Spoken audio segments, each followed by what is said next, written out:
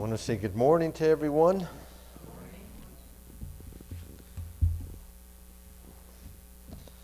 I'm on, maybe if the Lord is willing, the last message on Ezekiel. We're going to go to Ezekiel, the 38th chapter this morning. If you want to look at your notes in the bulletin, we have a sermon note guideline for you at no charge. Ezekiel 38. So let's go ahead and let's begin by reading that before we get into the message proper. Ezekiel the 38th chapter. And the word of the Lord came unto me, saying, Son of man, set thy face against Gog, the land of Magog, the chief prince of Meshech and Tubal, and prophesy against him, and say, Thus saith the Lord God, Behold, I am against you, O Gog, the chief prince of Meshech and Tubal.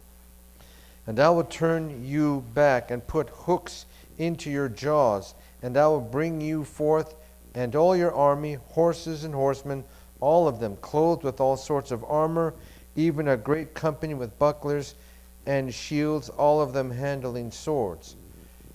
Persia and Ethiopia, Libya with them, all of them with shield and helmet. Gomer and all his bands, the house of Togarmah, of the north quarters, and all of his bands, and many people with thee. Be thou prepared, and prepare for thyself, thou and all thy company that are assembled unto thee. Be thou a guard unto them.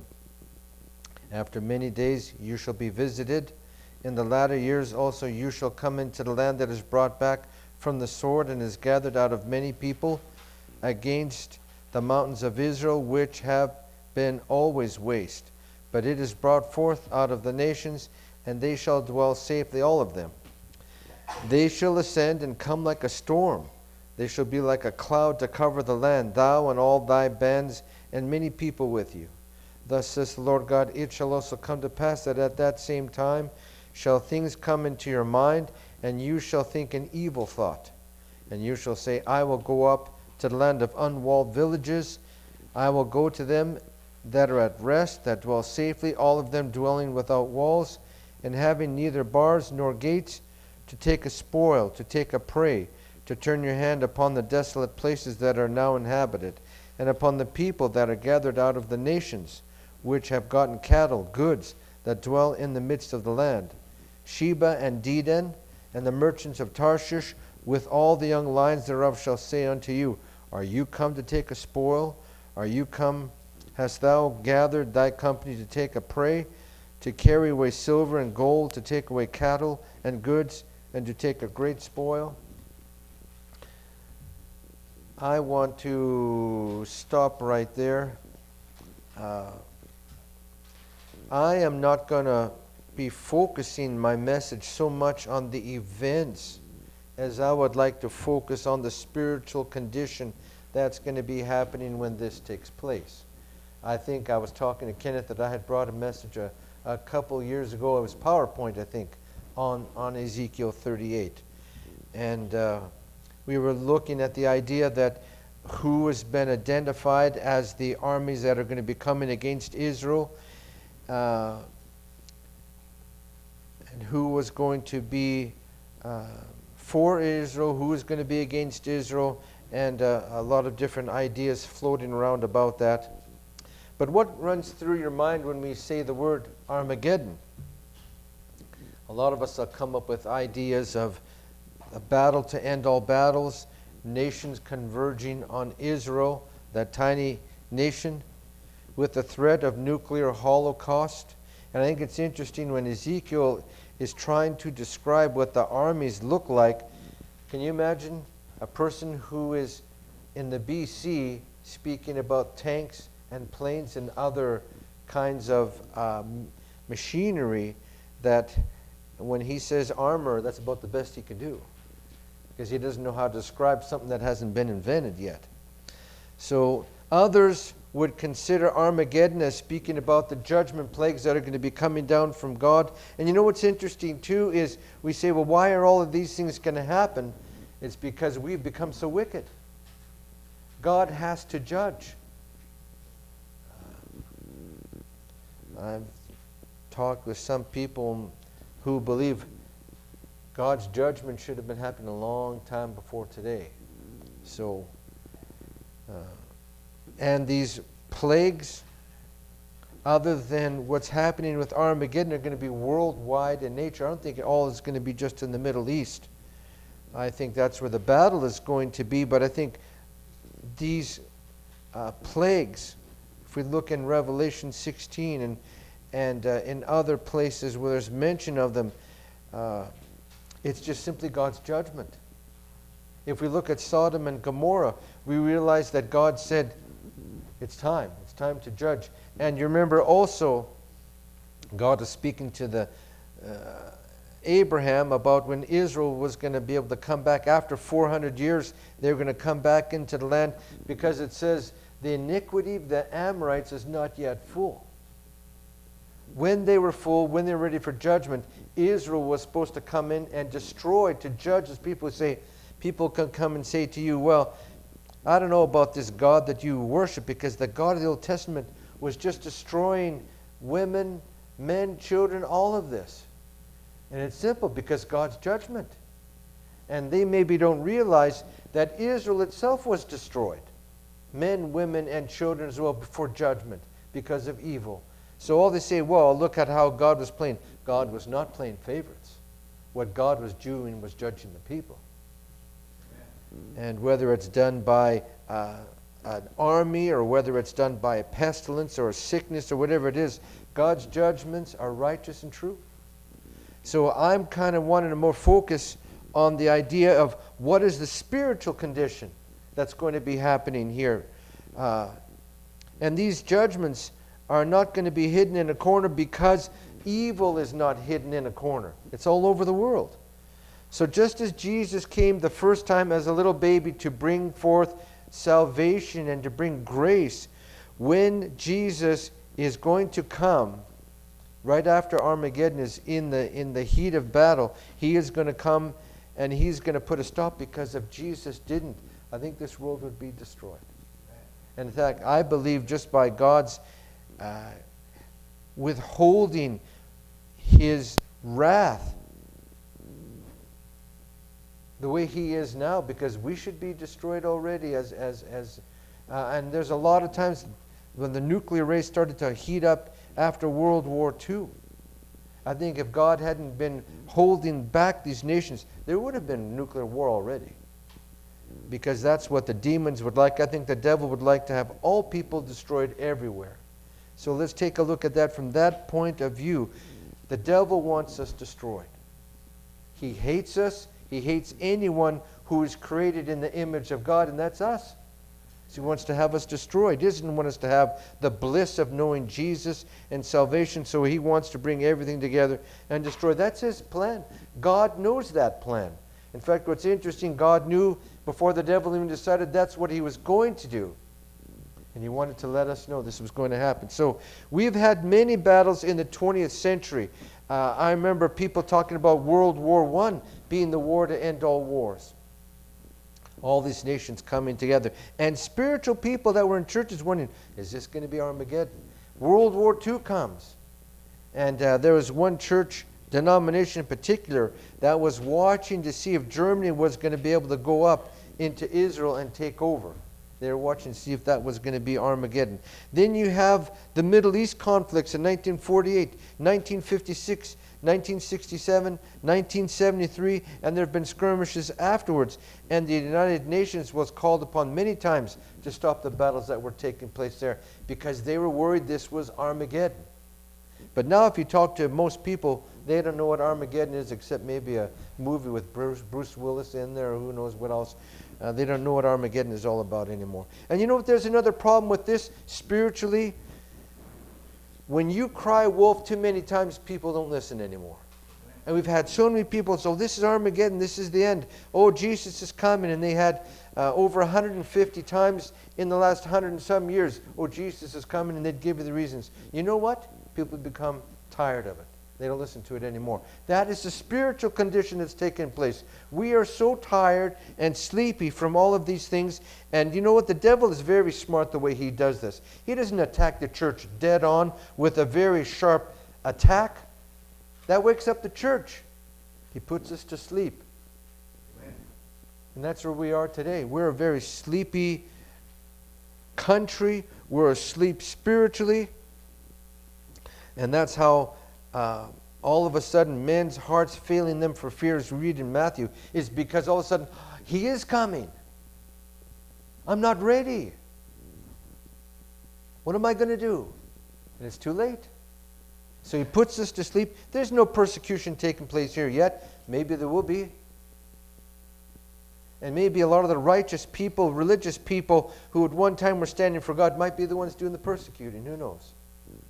But that's coming. A man named Eric H. Klein, an archaeologist at the University of Cincinnati, who has excavated at Megiddo, which is Armageddon, said there have been a total of 34 battles fought just in that one place. They say that's the most fought over place in all the world in history, is that area. So that's amazing. So it's in that surrounding valley. I remember when I heard this first time about the Battle of Armageddon, a sermon I think my grandpa had brought way back in the 70s, I thought to myself, logically, if we know this is what's going to happen, if we can read the scriptures, how Russia's going to attack, how the Muslim countries are going to attack, and it's interesting, the kings of the East. If you want to know who the kings of the East, I'll give you my idea about this, and I won't charge you for it either. It's not going to be the Muslim nations because they've already been identified. It's not going to be Russia. I think the kings of the East are going to be the Oriental people. China is going to come in this. They've got the biggest army in the world right now. Amen. So when you're talking kings of the East, you're not talking from the United States location. You're talking from the Middle East. And all those nations have already been identified, so I think the kings of the East are those that are coming from the East. And guess where China is according to Iran and Iraq? They're just east of them. So I think they're going to be involved in this war too as well. But I thought, if they can read the Bible, why would they want to come to Israel when they know they're going to be destroyed? That logically doesn't make sense. But they're going to, and the reason why is we read back in Ezekiel 38, God says in verse 4, I will turn thee back and put hooks into your jaws. And that reminds me of the Assyrians. You know what the Assyrians did when they captured armies or whatever and they were taking them back as prisoners? They would put hooks in their tongues or in their jaw. They were very wicked with their prisoners. So guess what? You were marching along with everybody else because one little slip and you're in deep trouble with that hook. So he says, I will put hooks into your jaws, which means he's going to force them to come whether they want to or not. And I will bring you forth. It says, God says, I will bring you forth and all your army, horses and horsemen, and all of them clothed with all sorts of armor, even a great company with bucklers and shields, and all of them handling swords. So Ezekiel doesn't know how to describe and just says bucklers and shields and swords because that's how he doesn't know how to describe guns or other things or tanks or things that are going on there. So he says, I'm going to bring you. So God's going to be moving these people to come and to fight and to be destroyed. I wanted to bring out 3 little points about that first before I continue, and that is, number 1, God knows the end from the beginning, and God is telling us through Ezekiel, and if we go later on into Revelation, He's telling us, I see all this happening because He's outside of time. We need to remember that. God is not stuck in time. He created time. If we put God in time, He is no longer all-powerful because He is limited by time. He's not. He's outside of time. So He can see what's going on and says, I'm going to tell you what's going to happen because I've seen it already. Because God's outside of time. He's seen all history. That's how He can give us prophecy. I've seen it. So I'm going to tell you what's going to happen. So number 1, God knows the end from the beginning. So He is telling us these things because He knows what's going to happen. He doesn't give us that to be fearful. He wants to let us know, I know what's going to happen. I'm going to let you know. Why? So we're not fearful. Number 2, God is judging these nations. Why is He bringing all these nations? To judge and to destroy. That's what he's doing. He's bringing all these nations against Israel. Do you remember the Syrians that one time when Hezekiah is king, and there's I don't know how many 100,000, but at least 185,000 Assyrians died in one night because God said, that's enough, I've judged them. Why? Because Assyria confronted the God of Israel. Don't rely upon your God. Have any of the gods delivered their nations? No. And I'm going to do the same thing to Israel. And when God was through, most of Sennacherib's army was dead. And I think he brought him there to judge. And it's going to be the same. He is bringing the Russian army. Why? Because they're atheists. There are good Christian people in that country. But he's going to judge the atheistic country. Why is he going to judge Russia? If you understand how many millions of people have died because of Russia, many Christians are still in, they call them gulags, or their concentration camps, or they call them over in Siberia, wherever they are. God is judging for that. He's bringing the Muslim nations to destroy the Muslim nations. Why? How many Christians have they killed? The kings of the East, look at China. How many people, Christians and the Uyghurs, are over there in those camps? They're coming. Why? Because God is going to judge. That's what he's calling them over for. So, and like I said, I would include China as well as being with the kings of the East. All these nations are to come. And I always wonder about America. What is America going to do with this? And I really have changed my mind. I don't think America is going to fight in that war, because it doesn't show them there. Well, you say, what about all of these identifying? There is nothing identifying America coming to this battle. In fact, all we read is Sheba and Dedan, verse 13. If that were to be, and the merchants of Tarshish, if that is England, if it is, and their young lines thereof. All it says, and in the Hebrew, all they're asking is, what do you think you're doing? There's no presence of action taking place here. So America's not going to go fight in this battle. All they're saying is, what are you doing? It does not say they come to fight against them. There's nothing in there. We presume that's what's going to happen, but I don't think it is. Because when you read the Hebrew, it doesn't show them going into battle. Because and probably the United States doesn't want to mess, because you've got Moscow, you've got China, and you've got these Muslim nations. What are you going to do? So I may be wrong on that. I don't mind saying that I may be wrong on that. But the Hebrew does not give you the idea they're going to go to war. So I'll just leave you with that. So number one, God knows the end from the beginning. Number two, God is going to judge all these nations. I think that's why America is not going to be there, although we deserve judgment too as well. And then number three, God is going to cause these nations to come down. So he knows the end from the beginning. He's going to judge those nations, and he is going to force. Now, maybe I don't want to get ahead of myself here. If we were to go to Revelation, the 16th chapter, let's go there for a moment, because I'm going to be in there for a few verses. But let's get the idea here. I wanted to speak about the spiritual issue. God is going to influence these nations to come to Armageddon. They are going to come. Why? Because God says, I'm already doing it.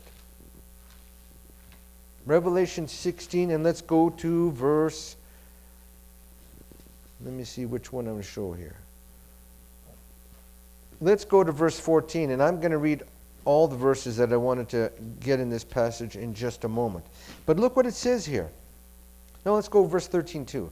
And I saw 3 unclean spirits like frogs come out of the mouth of the dragon, that is communism, out of the mouth of the beast, that is those other, I won't go into the beast, and out of the mouth of the false prophet, being the Muslim faith.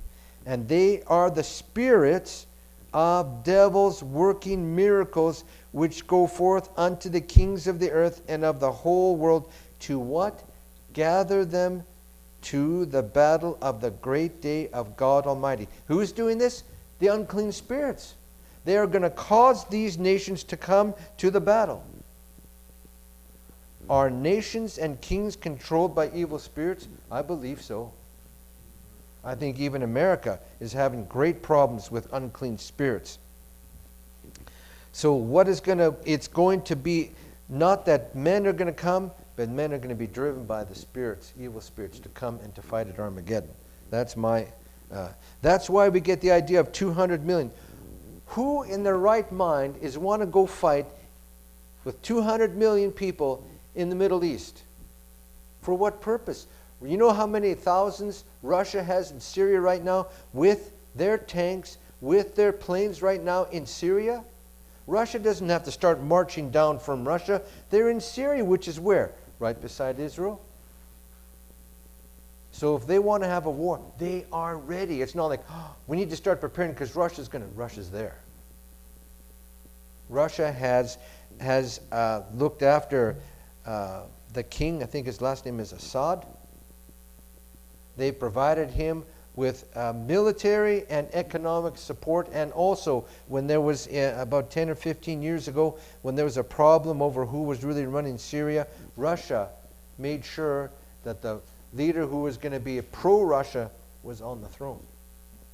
So like I said, they've got all the armor and the troops they need to go invade Israel. It's there already. It's not like, oh, what would happen if it happens, okay? So, let's look at the spiritual issue. I like what it says here so that we can understand it. These are spirits of devils working miracles which go forth unto the kings of the earth and of the whole world to gather them where? For the final battle. Amen. Like I said, who in their smart, right mind would want to go down to a place where you're going to be destroyed? That makes no sense to me, but that's what's going to happen. Why? Because these people are so hard-hearted, the rulers along with their armies. Because if they knew they were coming, I'd be the last person wanted to go there. I'd be, hey, I'm getting out of here. I'm leaving the army, whatever it is. I'm not going to get involved with this mess. But that's what's going to happen. So, there is a delusion and a false religious system. Let's go to 2 Thessalonians 2, verses 7 to 12. 2 Thessalonians 2, verses 7 to 12. And I want us to understand that this spirit that we are speaking of is not only at its place right now where it is working on political leaders in countries. It's also working in churches. It's also working in churches. 2 Thessalonians 2 verses 7 to 12. Why am I saying this? Because Paul is writing to a church, right? For the mystery of iniquity doth already work, only he who will let until he be taken out of the way. And then shall that wicked be revealed, whom the Lord... Now, people can say, well, maybe there was some type of Antichrist at one time, but maybe it's gone now. The reason I'll say no to that is verse 8. And then shall that wicked be revealed. Now, here's the context. Whom the Lord shall consume with the spirit of his mouth, and shall destroy with the brightness of his coming. When Jesus comes, he's going to destroy this wicked religious system. So we see that when is that going to happen? When Jesus comes, he's going to destroy it. Even him whose coming is after the working of Satan with all power and signs and lying wonders. And my belief is there are many religious people, quote unquote religious, that when this thing really takes off are going to be deceived. Because it just says it here. Who's going to be deceived? Let's understand one thing here. The world's already deceived. The world doesn't know God. The world's not following God. So who's going to be deceived? It's got to be his people. That's my concern for us. It is the people of God that are going to be. With all deceivableness of unrighteousness in them that perish, because they received not the love of the truth, that they might be saved. And for this cause God shall send them strong delusion, that they should believe a lie. You know, there are many peoples in churches that are believing a lie today. That they all might be damned who believed not the truth, but had pleasure in unrighteousness. Now, if we were to go real quickly, because I got lots of time today, and because of your grace too. Let's go to 2 Timothy 3. And I brought this a couple weeks ago. Let me just to kind of help out with 2 Thessalonians. It says, know this also, this is 2 Timothy 3, verse 1, that in the last days perilous times shall come. And it goes through a list of what's going to happen. But let's go to the point of what is the context here.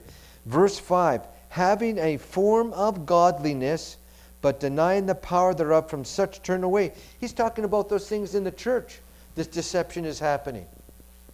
And I've told you before, just like there are churches where they serve alcohol. There are churches where they have the vents along the side and they're trying to say, we're going to see the Spirit being poured out today. And they put the confetti in there so when the fans turn on, all of this stuff comes flying out. Oh, the Spirit of God is with us. What is that? And if you want, I can come to your house and show you a video of people that are lying on the floor and they look drunk, but they're not drunk. They're filled with demonic spirits. That's going on in churches.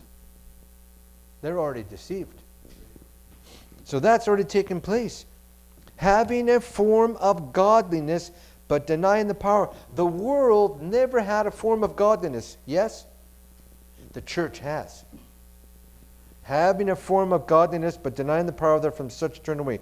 For of this sort are they which creep into houses, and lead captive silly women laden with lust, led away with divers lusts and sins. Adultery and pornography and all these things, it's rampant. It never has happened in world history like it is now. Where you have grades 6 and 7 and 8 having to go to counseling because they're in pornography. They don't even know what's going on and they're stuck on this already. Never in world history has this happened. That's what's destroying us. Ever learning and ever able to come to the knowledge of the truth.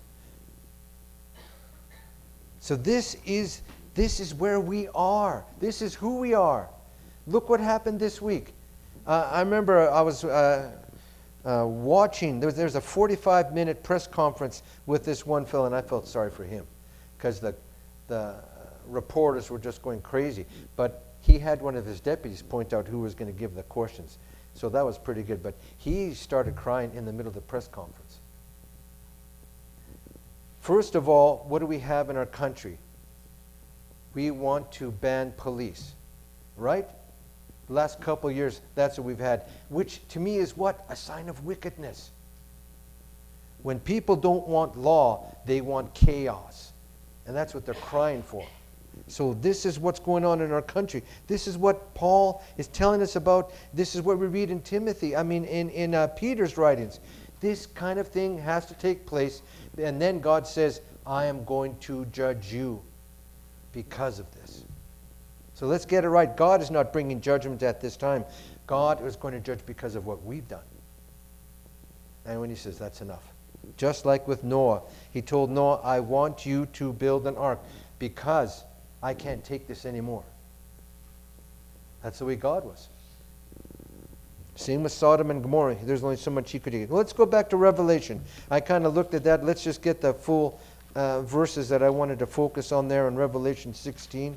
Brethren, and you know what my concern is? I was thinking about bringing this Revelation message. We need to have our eyes open. And our hearts need to be awake. Because we are the ones that Paul is saying, be careful.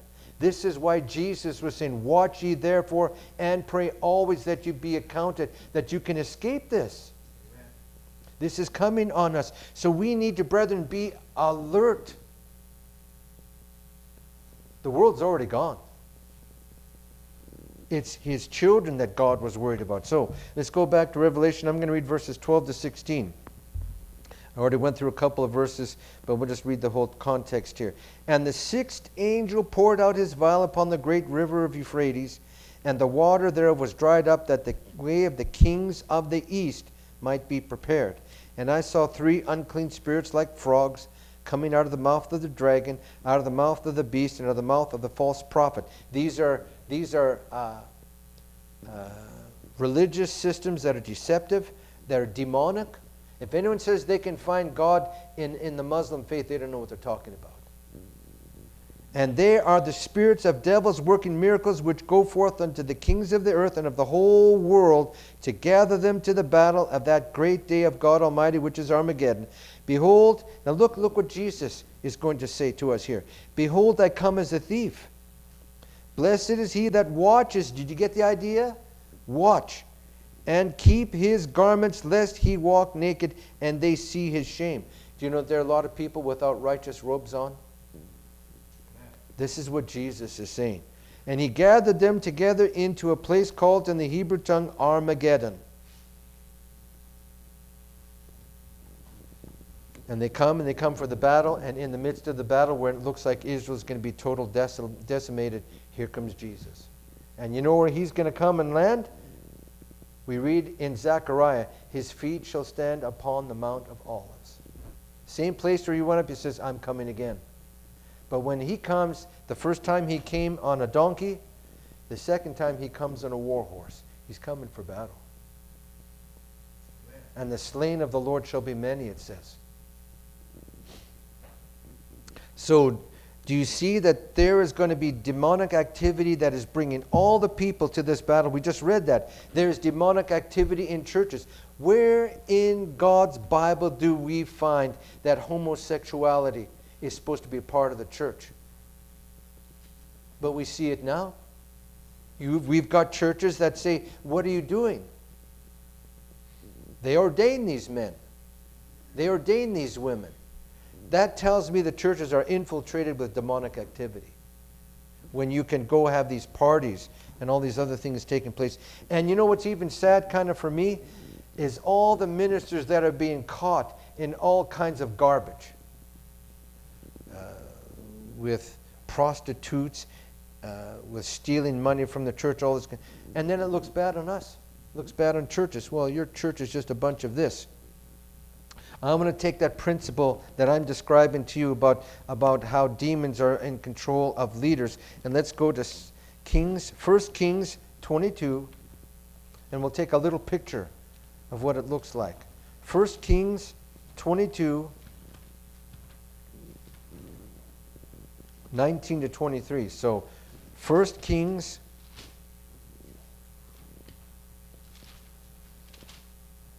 22 verses 19 to 23.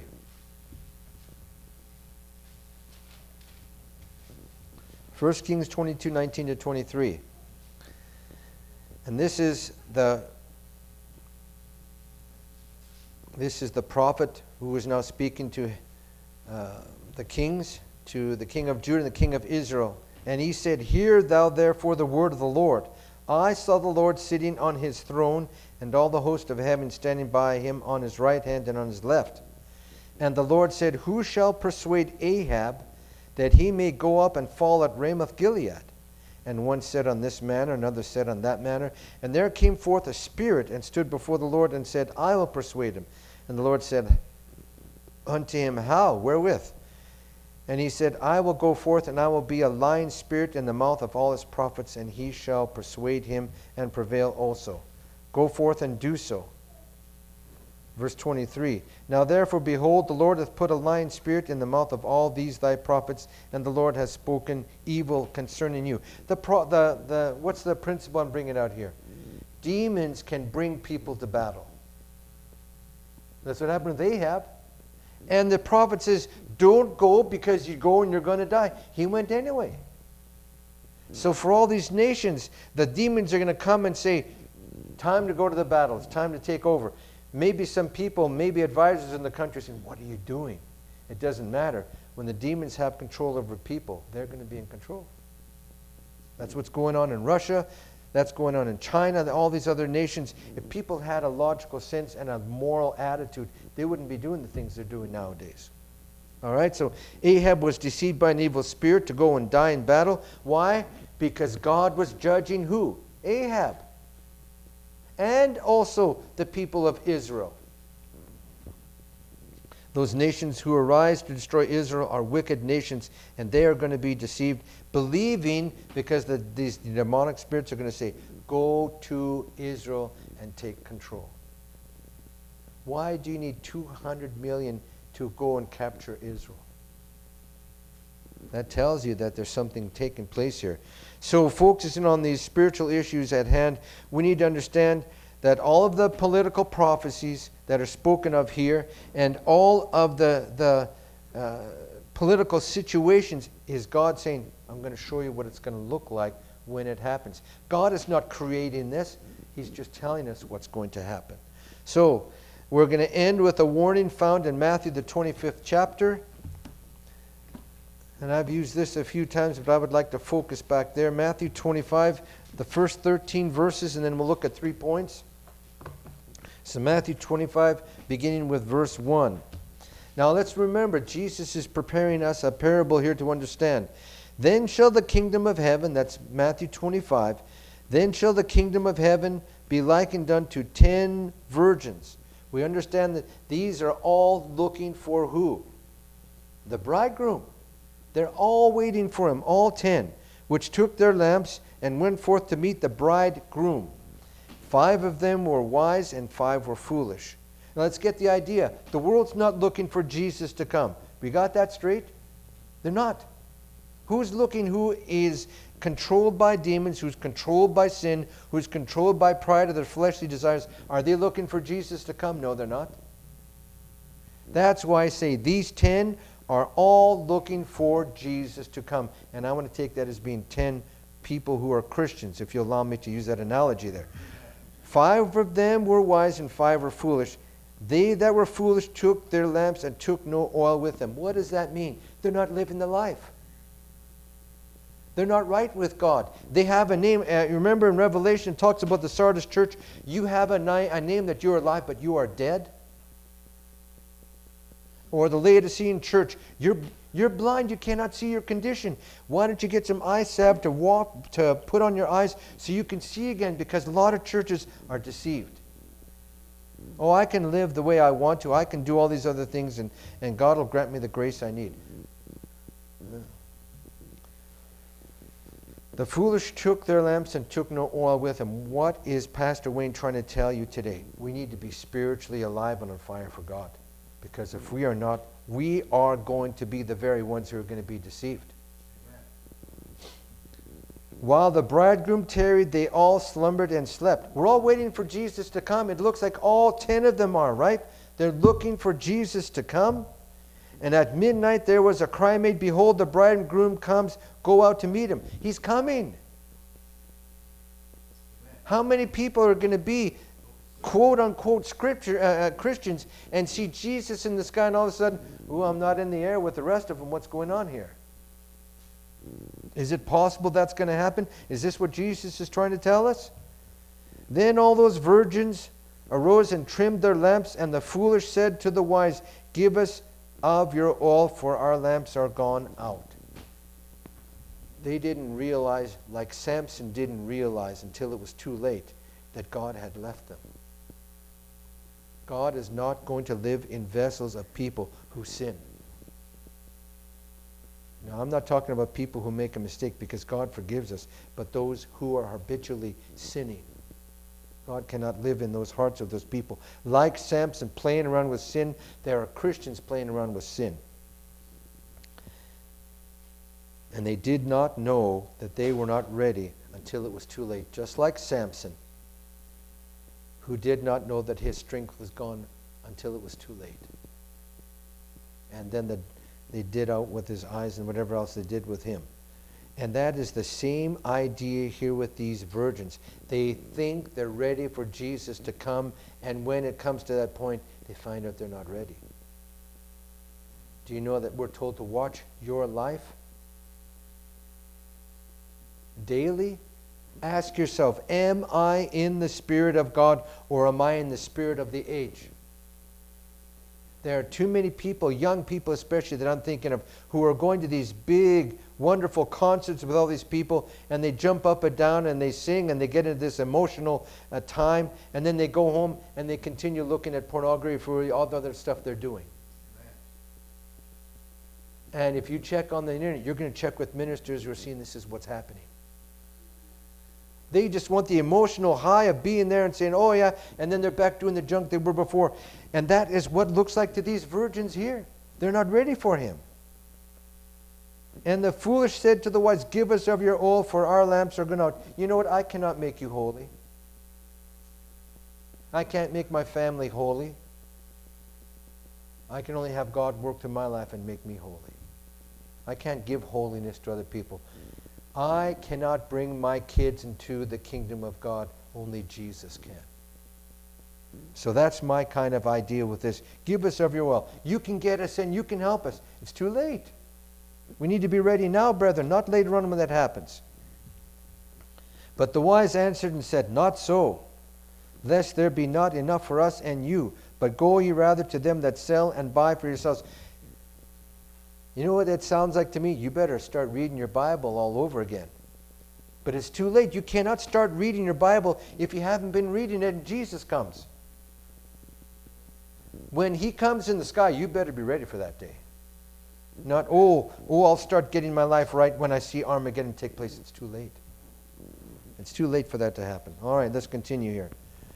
And while they went to buy, the bridegroom came, and they that were ready went in with him to the marriage, and the door was shut. That reminds me of Noah and the ark. God closed the ark. And all those people who saw, maybe Noah was right after all. It's starting to rain. Hey, what is this stuff falling? Noah's got the ark. Let's go over there real quick. They didn't know that 7 days before it started to rain, God shut the door. Not when it started to rain. It's not all of a sudden it starts raining and Noah goes to his family. Quick, get the animals in there. They were in there 7 days before it started to rain. And when God closed the door of grace, it was done.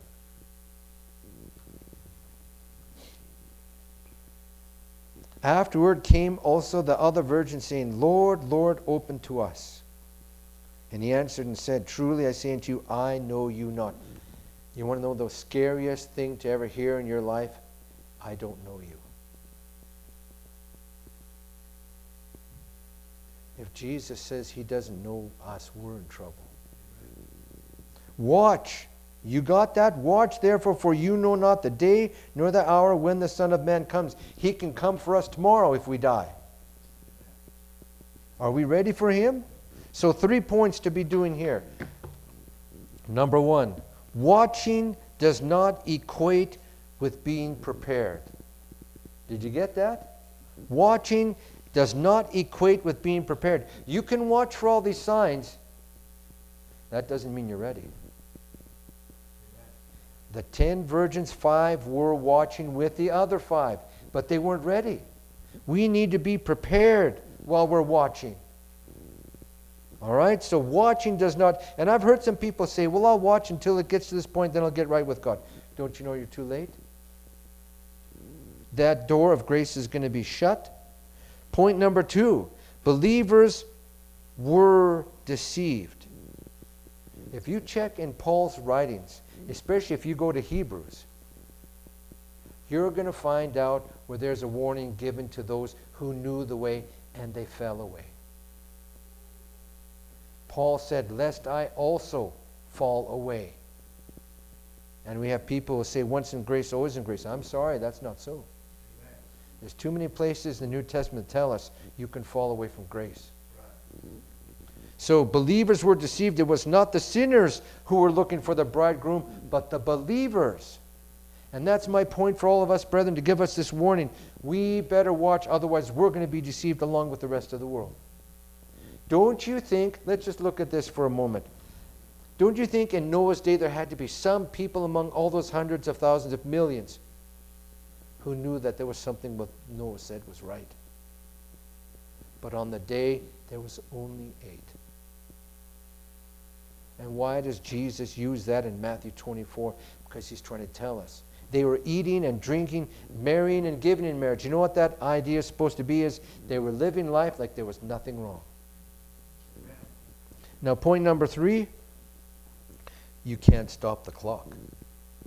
You cannot go to the referee and say, time out. We want our 2-minute warning. There is no 2-minute warning. Those 5 virgins found out there was no 2-minute warning for them. We need to be ready today. Not when we see Jesus in the sky. Because it's too late then. Father in heaven, you have given us everything we need to live righteously. You've given us everything we need for salvation. You've given us everything we need to watch, because that day is coming sooner than we think. I think, God, if you showed us how soon it was, we would be on our knees in prayer before God. And yet we are so deceived, we are so put to sleep with a lethargic spirit that we think everything is going along the same as it is. Everything is just like they were saying in the days of Noah, just like it'll be in the end time. Marrying and giving in marriage, eating and drinking, taking it easy. And yet you said, watch. So Lord, help our hearts to be watching always, because it's too late when we see you in the sky. And we don't want to be among those, dear Lord God. We want to be rising with hearts and eyes filled with tears of joy to see our Messiah, not running to the rocks and the mountains to cover us, hide us from the one who sits on the throne. Make us ready, dear God. Move on us with your Holy Spirit so we are in a safe way in our lives with you. I ask for all these things in Jesus' name. Amen.